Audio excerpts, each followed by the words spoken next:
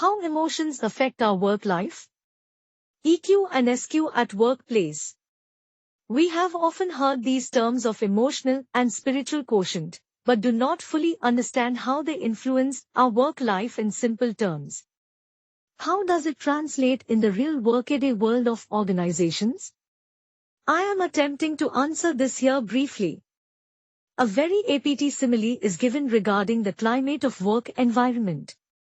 It can be hot and humid, cold and unpleasant, warm and comfortable, or anything between these extremes. The collective of emotions experienced by the people working there generates this climate. The sense of well-being of employees depends to a great extent on this climate.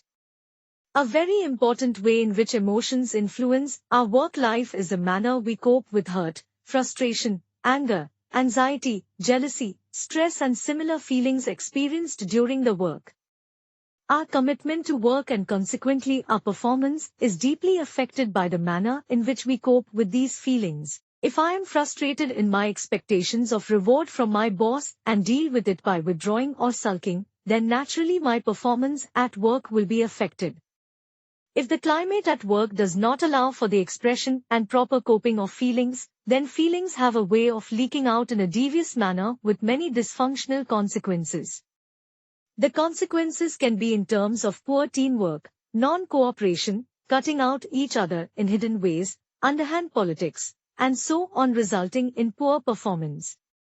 And the leader is left wondering why all this is happening. Another very important and rich source of emotional influence in the work environment is the manner in which rewards and punishment are doled out. This affects the very core of employees, their self-image.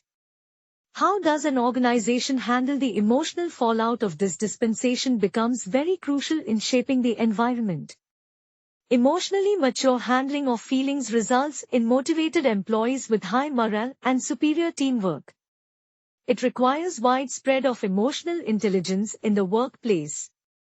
This is where training in emotional skills plays its role. To manage high levels of stress at workplace, one also need to nurture one's spiritual bearings that provide richer perspective to life.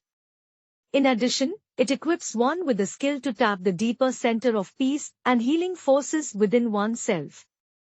It improves the innovative skills besides providing high energy for work.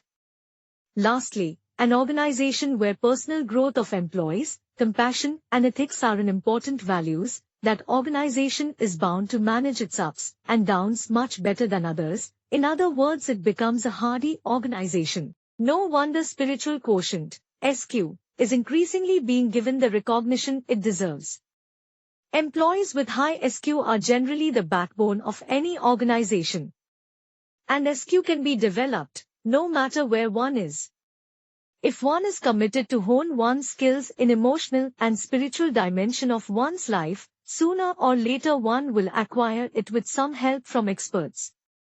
Experts' help is required in providing a good model and facilitating the skill acquisition. These skills cannot be acquired by reading books or listening to experts. It needs experiencing, reflecting, hypothesizing, experimenting and conceptualizing, which experts facilitate. Also, an expert provides a model of high EQ and SQ which inspires and motivates individuals on the path. We all learn more by modeling than by listening to preaching.